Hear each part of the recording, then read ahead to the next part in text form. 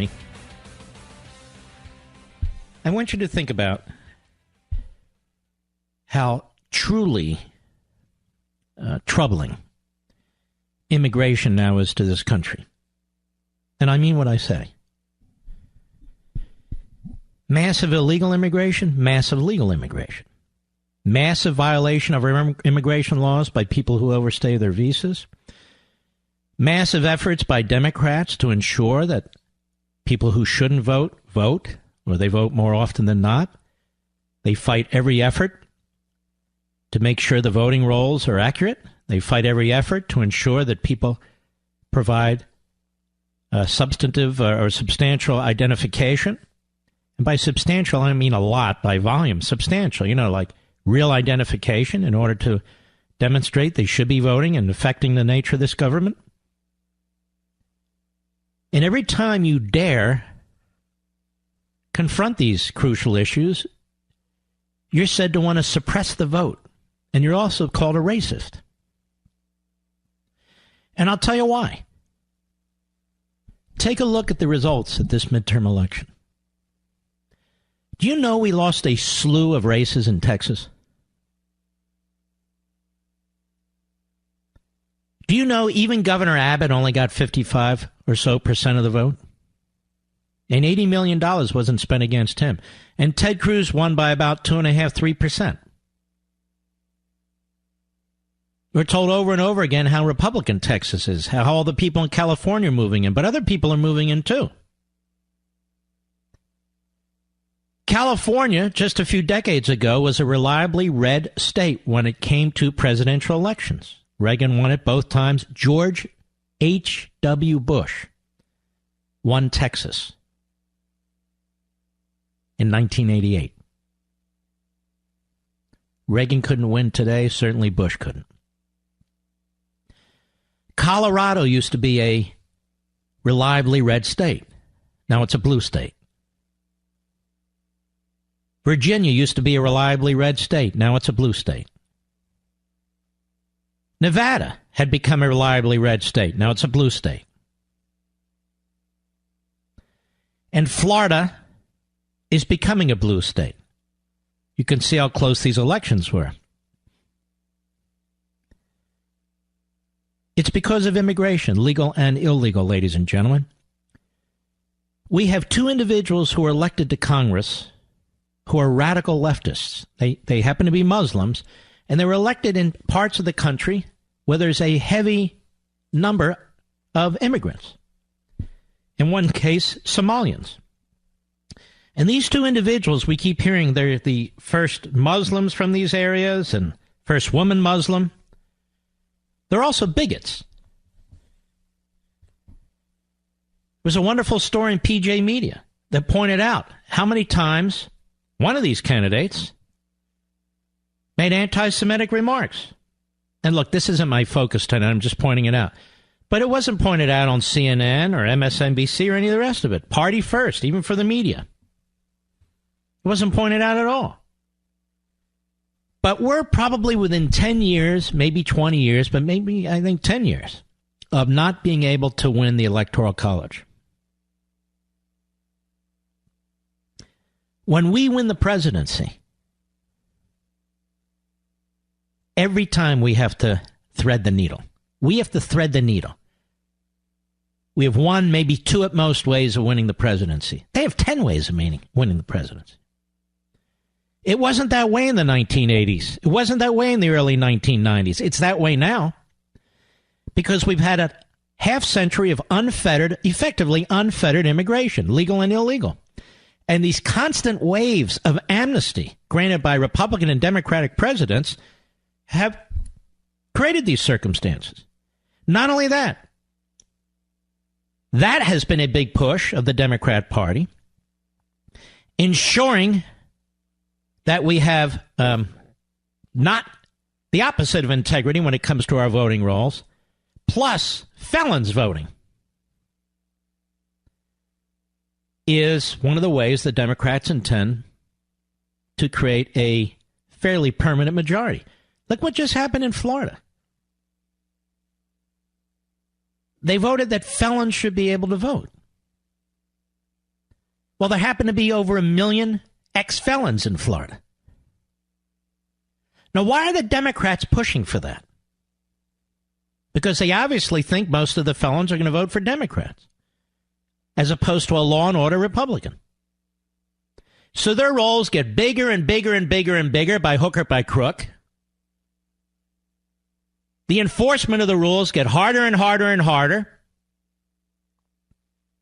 They plant their activist judges everywhere, and then they say every vote should count, and everyone should be able to vote. What, are you against democracy? As they're destroying democracy from within.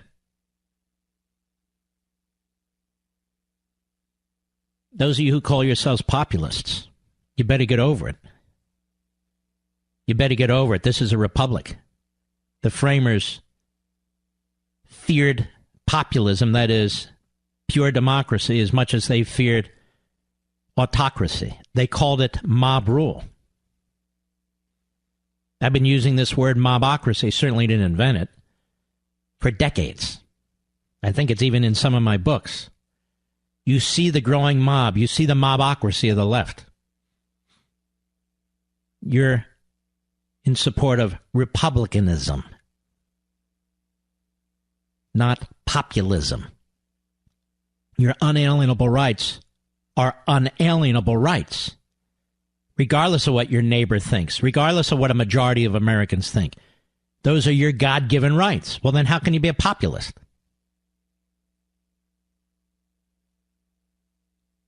Look at your Constitution. Is that a constitution of populism? They didn't have direct election of senators. Senators were supposed to represent state governments. That was destroyed by progressive populists, Republicans, as a matter of fact. That's like this word nationalism. The media immediately says, oh, nationalism, isn't that a dog whistle? I hate that phrase now, but it's a dog whistle to the white supremacists. No, it's a dog whistle to the progressives, if you understand your history. Because the progressives constantly called themselves nationalists. Now, why did they call themselves nationalists? Because they wanted to destroy federalism. So they supported nationalism. They wanted to turn the Constitution on its head. They called it nationalism. They wanted to have federal laws, all kinds of federal laws controlling all kinds of federal stuff. They called it nationalism. Theodore Roosevelt gave a famous speech called the New Nationalism that was promoted in progressive magazines like the New Republic and the New York Slimes. These words have meaning, and it's important to understand them. This is where I disagree with the president when he says, I'm a nationalist. He's not a nationalist. But people tell him it's nationalism versus globalism. No, it's not. It's Americanism, republicanism, individualism versus globalism. And what does globalism mean? Well, globalism doesn't mean you're anti-international capitalism. It's never meant that. Globalism is the notion that we are all citizens of the world, and therefore the Constitution and American sovereignty really are to be despised. We're all people of the earth, you see. And so the whole notion of a constitution and representative republicanism and separation of powers and all the rest are very quaint, but very arcane, according to these globalists. Globalism is the opposite of national sovereignty. Now, what's national sovereignty? National sovereignty is nothing more than a nation having not only recognizable borders, but enforceable borders, and borders that are intended to be protected. The globalists at the UN and other international governing organizations seek to undermine our national sovereignty and our constitutional republicanism. And people throw terms around that they do not comprehend. I'm a national populist. No, you're not. No, you're not.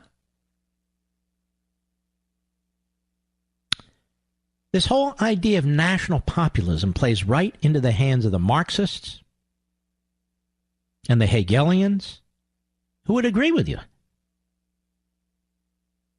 We're a people's republic, they would say. And the only way to truly realize your individuality is part of the community. The individual going in his own direction, refusing to conform, well, that person's selfish. That person is the enemy of the state. That purpose is making paradise impossible. You get my point? You believe I believe in Americanism, republicanism, individualism, not communism, socialism, nationalism, or populism. I'll be right back. Mark Levin.